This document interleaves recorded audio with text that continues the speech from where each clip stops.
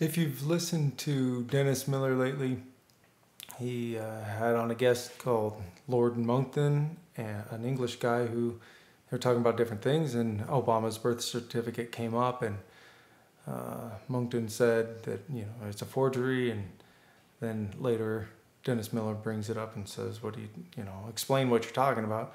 He said, "Well, if you go to the website down and you download it and you open it up." In Illustrator, it has separate layers, and a regular document wouldn't have that. If it's just a photograph of a document, you wouldn't have different things. So I'll show you what he's talking about. If we open Google Chrome, here he is down here, Lord Monkton, Obama birth. We'll open up a new, just type Obama, it comes up right away in the Google autofill. And second one down is the White House, says whitehouse.gov site default birth certificate long form. I click on that, and here it is. It comes up in, there's an embedded PDF viewer. This document is a PDF file. A lot of documents are PDFs. It's normal.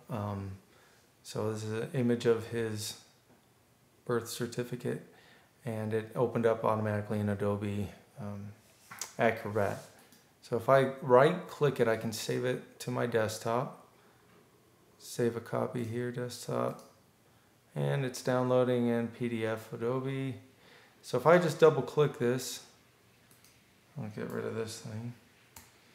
If I double click this file here, it'll open up in Acrobat. But if I right click and say open with not the default, but Illustrator, it opens up in a graphics editing program if you're not familiar with what Illustrator is.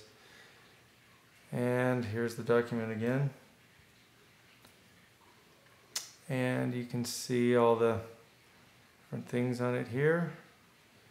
So one of the things Illustrator has is layers. You can compose images in separate layers. So if we turn on layers, it says one layer. But each layer also has sub-layers if you want them. You can group things, and it's a way to organize your image for building different images and compiling a graphic file. So I can select, let's change, blue is too light, let's change it to red. So when I select something, you'll see what it's doing. So I can select everything here, and it's drawing a box around each separate graphic part. So here's some sort of free, I don't know what that is. Here's a graphic, it's the date here stamped. Here's another graphic put there. That's another separate image. The word none, part of it anyway, is a separate image. This date here is separate. So there's all these separate files. Now I can do, let's see if I turn off this. This is a group here. Let's open it up. This is, I think, the background image.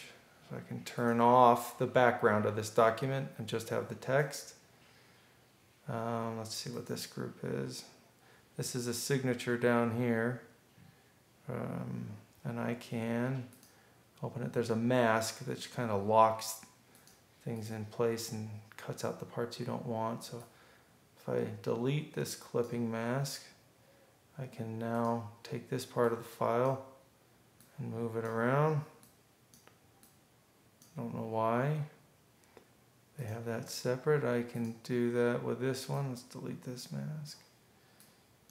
And I can, there's that square. I don't know who's been editing this file, but they have just an artifact here left over. Let's see if we delete the mask.